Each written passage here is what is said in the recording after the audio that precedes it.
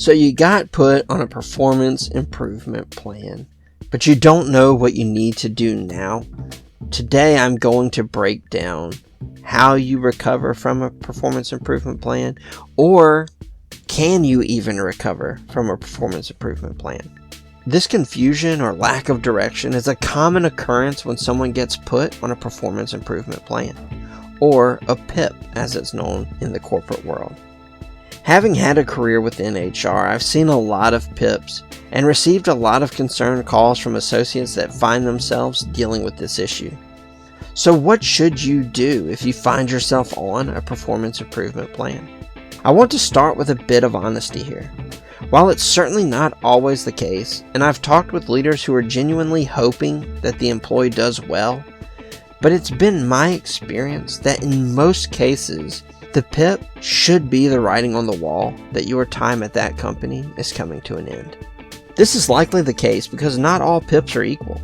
Generally speaking, a PIP is given as a way to pressure employees out, correct bad behaviors, or given out of poor managerial tactics. But in each of these cases, it is rare to see an employee complete the PIP and actually return to a normal career. Generally, the hurt feelings, the frustration, and the animosity remains regardless of if you complete the PIP or not.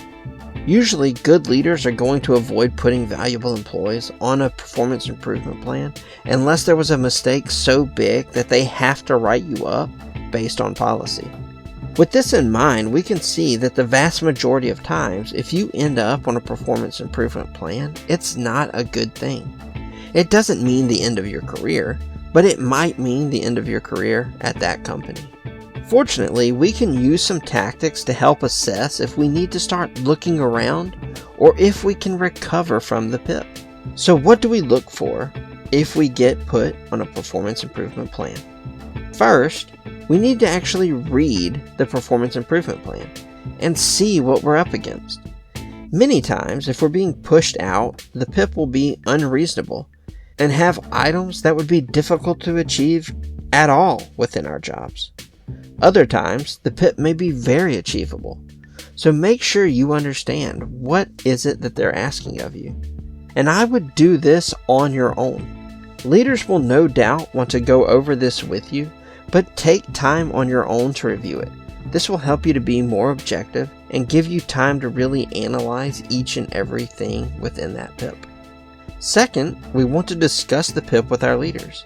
Here, I'm not talking about the initial conversation that we have when they put us on the PIP. Here, I'm talking about a conversation that you should have after you've had a chance to review the PIP on your own and fully grasp what is being asked of you. In this conversation, we want to ask specific questions on items we don't understand.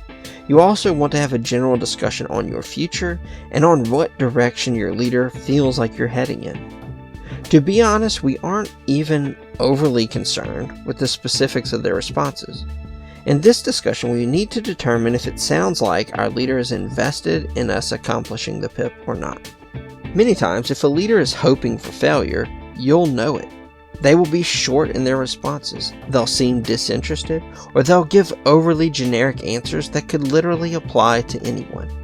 Conversely, if they sound very interested and they sound helpful, then that's a good sign. Third, we need to assess the future for us. Are there ample opportunities within your company? And do they generally promote from within, or do they get external candidates to fill higher level roles? Do people tend to recover from mistakes at your organization?